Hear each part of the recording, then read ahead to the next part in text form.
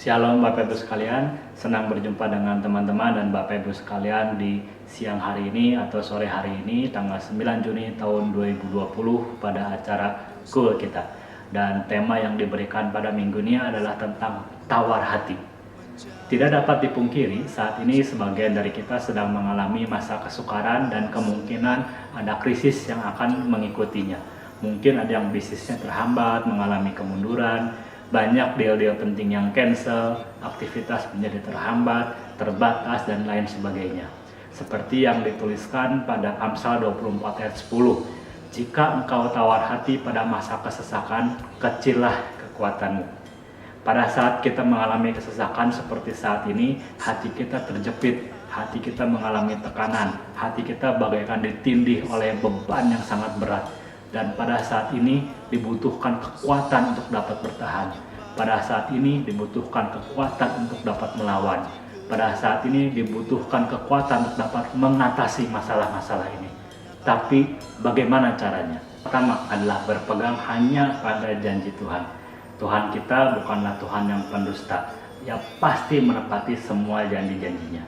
Yang perlu kita lakukan adalah memiliki kebiasaan untuk memperkatakan janji firman Tuhan.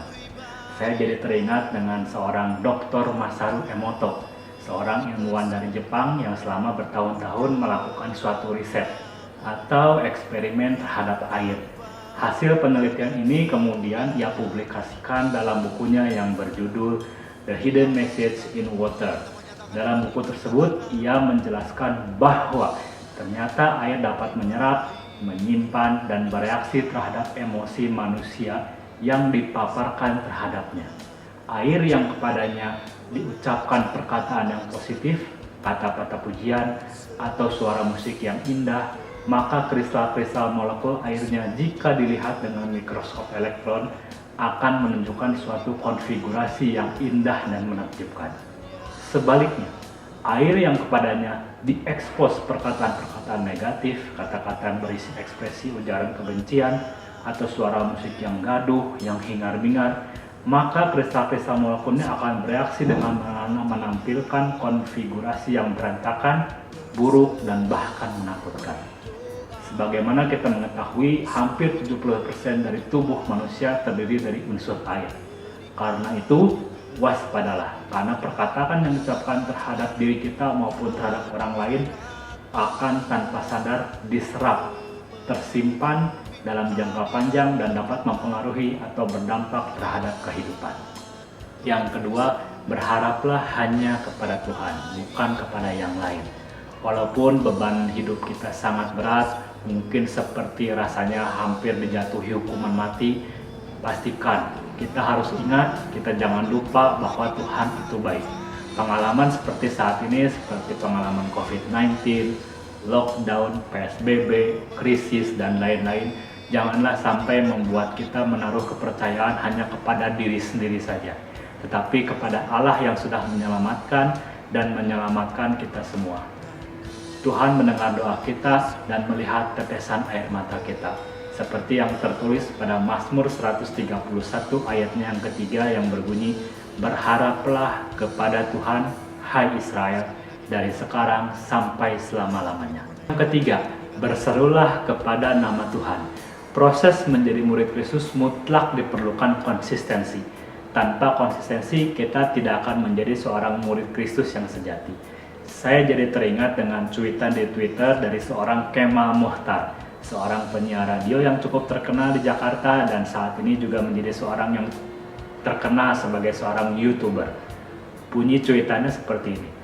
Kuncinya cuma satu, yaitu konsistensi. Cuma ada di dalam diri lu doang. Ayo semangat.